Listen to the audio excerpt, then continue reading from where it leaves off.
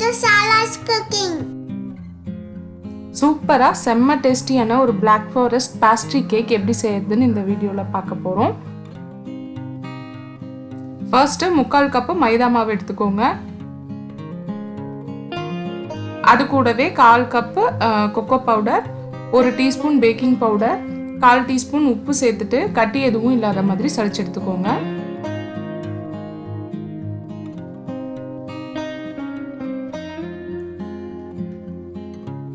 சலிச்சதுக்கு அப்புறமா இதை தனியா எடுத்து வச்சுக்கோங்க. இன்னொரு பவுல்ல 3 முட்டை சேர்த்துக்கோங்க.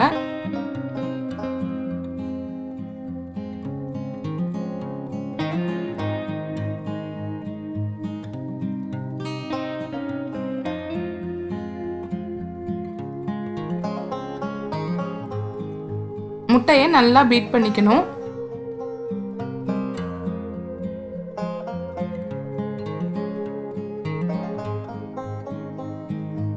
ஒரு நிமிஷம் முட்டையை நல்லா பீட் பண்ணதுக்கு அப்புறமா இதுல 1 கப் பொடிச்ச சர்க்கரை சேர்த்து மறுபடியும் திரும்ப நல்லா பீட் பண்ணணும். எலக்ட்ரிக் பீட்டர் வச்சு பண்ணும்போது நமக்கு வேலை கொஞ்சம் ஈஸியா முடிஞ்சிடும். ஒருவேளை உங்ககிட்ட எலக்ட்ரிக் பீட்டர் இல்லை அப்படின்னா ஹேண்ட் விஸ்க் யூஸ் பண்ணிக்கோங்க. பட் ஆனால் கொஞ்சம் டைம் எடுக்கும்.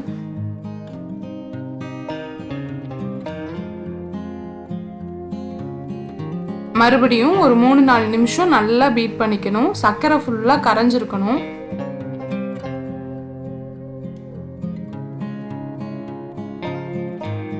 இந்த கன்சிஸ்டன்சி வர்ற வரைக்கும் பீட் பண்ணிக்கோங்க. இதுதான் ரிப்பன் கன்சிஸ்டன்சி.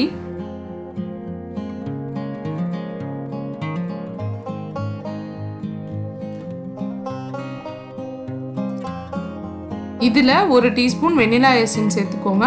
இது கூடவே 1/4 கப் ரீஃபைண்ட் ஆயில் சேர்த்துக்கோங்க. கண்டிப்பா கடலை எண்ணெய், ஆலிவ் ஆயில் இந்த மாதிரி ஆயில்லாம் யூஸ் பண்ணக்கூடாது.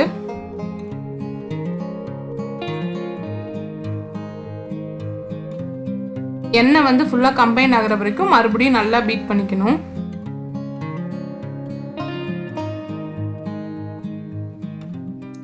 இதுல சலிச்சு வச்சிருக்கிற மாவை கொஞ்சம் கொஞ்சமா சேர்த்து கலந்து விட்டுக்கோங்க. அட் அ டைம்ல எல்லாத்தையும் சேர்த்துடக்கூடாது. அது மாதிரியே 1/4 கப் பாலை கொஞ்சம் கொஞ்சமா சேர்த்து இந்த மாதிரி கட் அண்ட் ஃபோல்ட் மெத்தட்ல நல்லா கலந்து விட்டுக்கோங்க.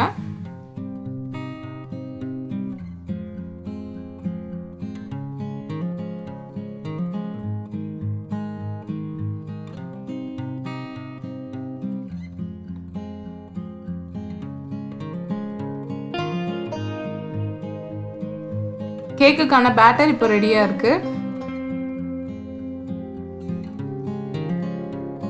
ஏற்கனவே ஒரு கேக் பேன்ல நான் எண்ணெய் தடவி பட்டர் பேப்பர் போட்டு ரெடியா வச்சிருக்கேன். பட்டர் பேப்பர் வீட்லயே எப்படி செய்யலான்ட்டு முட்டை பிஸ்கட் வீடியோல நான் ஆல்ரெடி சொல்லியிருக்கேன். ஸோ தேவைப்பட்டா போயிட்டு செக் பண்ணிக்கோங்க. இந்த மாதிரி ஸ்கியூவர் வச்சு பண்ணும்போது அதில் இருக்க ஏர் பபுள்ஸ் எல்லாம் ஈஸியாக ரிமூவ் பண்ணிடலாம். அதுக்கப்புறமா இந்த மாதிரி 2 வாட்டி டேப் பண்ணிக்கோங்க. ஸோ ஏர் பபுள்ஸ் எல்லாமே ரிமூவ் ஆகிடும். அவனை முன்கூட்டியே ஒரு 10 நிமிஷம் 180 டிகிரி செல்சியஸ்க்கு ப்ரீஹீட் பண்ணி வச்சுக்கோங்க. அதுக்கப்புறமா ஒரு 30-லிருந்து 35 நிமிஷம் ஆகும் ஃபுல்லாக பேக் ஆகுறதுக்கு. அவன்ல இருந்து கேக்கை வெளியில எடுத்தாச்சு. கேக் பேக் ஆயிடுச்சா இல்லையான்ட்டு செக் பண்ணுறதுக்கு ஒரு ஸ்கியூவரை சென்டரில் விட்டுட்டு அதை எடுத்தோம் அப்படின்னா அது வந்து க்ளீனாக வரணும். இப்போ கேக்கை நம்ம டிஸ்டர்பே பண்ணக்கூடாது. இதை கம்ப்ளீட்டாக ஆற விடணும். 1 மணி நேரத்துலேருந்து 2 மணி நேரம் கூட ஆகலாம். ஸோ அது வரைக்கும் அது அப்படியே இருக்கட்டும். கேக்கு கூல் ஆகுற அந்த டைமில் நம்ம கேக்கை டிப் பண்ணுறதுக்காக செரி சிரப் ரெடி பண்ணி வச்சுக்க போகிறோம். அதுக்கு ஒரு 3/4 கப்பு தண்ணி சேர்த்துக்கோங்க. அது கூடவே 1/2 கப்பு சர்க்கரை, 1/4 கப்பு கேண்டிட் செரிஸ் நான் எடுத்திருக்கேன். உங்களுக்கு வந்து ஃப்ரெஷ் செரிஸ் கிடைச்சிது அப்படின்னா நீங்கள் அதை கூட யூஸ் பண்ணிக்கலாம். இந்த செரி நல்லா சாஃப்ட் ஆகுற வரைக்கும் நம்ம குக் பண்ணணும். ஒரு 5 நிமிஷம் மீடியம் ஃப்ளேமில் வச்சுட்டு குக் பண்ணோம் அப்படின்னா கரெக்டாக இருக்கும்.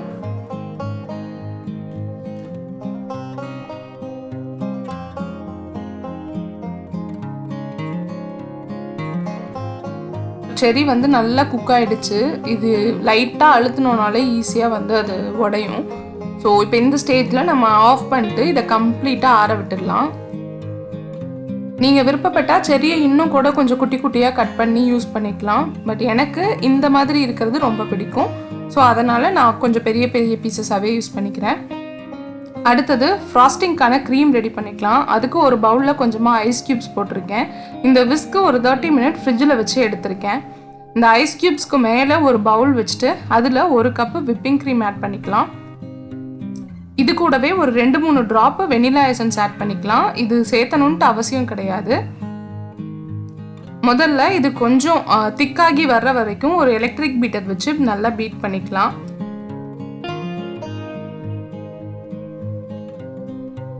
இந்த மாதிரி ஓரளவுக்கு திக்கானதுக்கு அப்புறமா இதில் 3-4 டேபிள் ஸ்பூன் பவுடர் பண்ண சுகர் சேர்த்துட்டு ஸ்டிஃப் பீக் வர்ற வரைக்கும் பீட் பண்ணணும். எதுக்காக நம்ம ஐஸ் க்யூப்ஸ்க்கு மேலே வச்சு விப் பண்ணணும்னு நீங்கள் யோசிக்கலாம். சென்னை ரொம்ப ஹாட்டான ஏரியா. ஸோ க்ரீம் வந்து ரொம்ப சீக்கிரமாகவே மெல்ட் ஆகும். அந்த ஸ்டிஃப் பீக் கிடைக்கவே கிடைக்காது.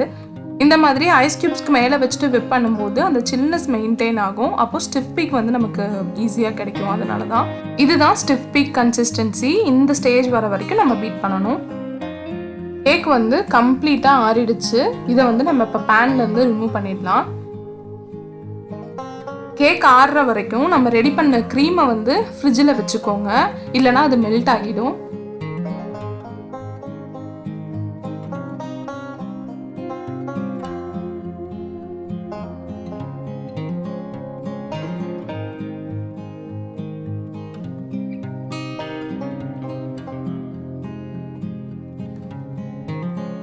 கேக் வந்து சூப்பராக பேக் ஆகி வந்திருக்கு. செம்ம சாஃப்டாக இருக்குது. கேக்கை 2 லேயராக இப்போ கட் பண்ணிக்கலாம். நீங்கள் 3 லேயராக கூட கட் பண்ணிக்கலாம், தப்பு இல்லை. இன்னொரு ரொம்ப முக்கியமான விஷயம், கேக் வந்து கம்ப்ளீட்டாக கூல் டவுன் ஆகாமல் நம்ம ஃப்ராஸ்டிங் ஸ்டார்ட் பண்ணவே கூடாது. கொஞ்சம் லைட்டாக சூடாக இருந்தால் கூட நம்ம க்ரீம் அப்ளை பண்ணும்போது அது அப்படியே மெல்ட் ஆகி வந்துடும். ஸோ ஃப்ராஸ்டிங் பண்ண ஆரம்பிக்கிறதுக்கு முன்னாடி கேக்கும் நல்லா கூல் டவுன் ஆகியிருக்கணும், க்ரீமும் ஜில்லுன்னு இருக்கணும். இந்த மாதிரி கட் பண்ணதுக்கு அப்புறமா நம்ம ரெடி பண்ணி வச்சிருக்கிற செர்ரி சிரப் வச்சுட்டு இந்த கேக்கை வந்து நல்லா டிப் பண்ணிக்கலாம். செர்ரி சிரப்பும் நல்லா ஆறிடுச்சு. ஸோ இதுவும் சூடாக இருக்கக்கூடாது. ஆறினதுக்கு அப்புறம் தான் நம்ம கேக்கை டிப் பண்ண ஆரம்பிக்கணும். முடிஞ்ச அளவுக்கு செர்ரி சிரப் வச்சுட்டு கேக்கை நல்லா டிப் பண்ணிக்கோங்க. இதுக்கு மேலே நம்ம ரெடி பண்ணி வச்சிருக்கிற க்ரீமை கொஞ்சமாக சேர்த்துட்டு முடிஞ்ச அளவுக்கு ஈவனாக இந்த மாதிரி ஸ்ப்ரெட் பண்ணிக்கோங்க.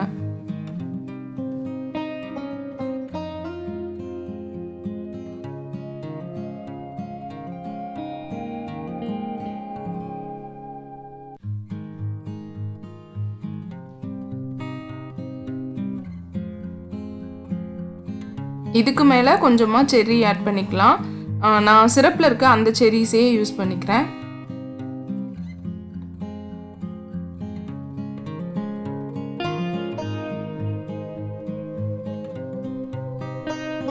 இதுக்கு மேலே இன்னொரு கேக்கில் எதையும் வச்சுட்டு முன்னாடி பண்ண மாதிரியே செர்ரி சிரப்பில் டிப் பண்ணிவிட்டு க்ரீம் அப்ளை பண்ணி கோட் பண்ணிக்கோங்க.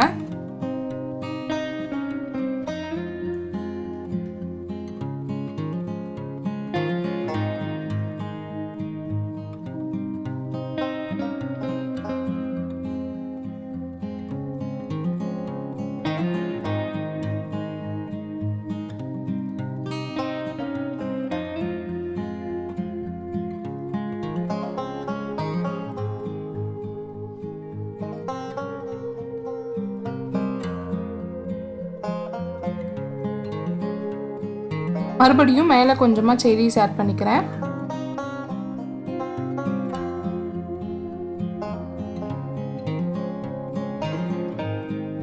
கடைசியாக இந்த கேக்கை அழகுபடுத்துறதுக்காக கொஞ்சமாக சாக்லேட்டை துருவி சேர்த்துக்கோங்க. இந்த மாதிரி பண்ணுறதுக்கு ரொம்ப கஷ்டமாக இருக்குது. ஸோ அதனால் முதல்ல சாக்லேட்டை துருவிட்டு அதுக்கப்புறமா நம்ம சேர்த்துக்கலாம்.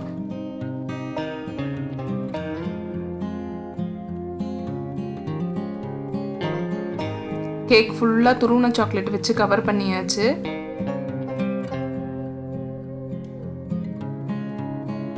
இது பார்க்குறதுக்கும் பேக்கரியில் கிடைக்கிற மாதிரியே இருக்கணுங்கிறதுனால ஸ்லைஸ் பண்ணுறதுக்கு முன்னாடி எட்ஜஸ் எல்லாம் மட்டும் தனியாக கட் பண்ணி எடுத்து சாப்பிட்டாச்சு. இல்லை எங்களுக்கு அந்த மாதிரிலாம் வேணாம், நாங்கள் அப்படியே கட் பண்ணி சாப்பிட்டுக்கிறோன்னு நினச்சாலும் நீங்கள் அப்படியே கட் பண்ணி சாப்பிட்டுக்கலாம்.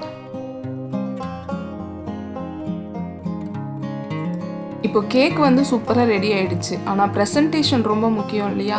அதனால் இந்த சைட்ஸ் எல்லாம் கொஞ்சம் க்ளீன் பண்ணிவிட்டு அதுக்கப்புறமா நான் உங்களுக்கு ஸ்லைஸ் பண்ணி காட்டுறேன். இப்போ நம்ம கேக்கை ஸ்லைஸ் பண்ணிடலாம்.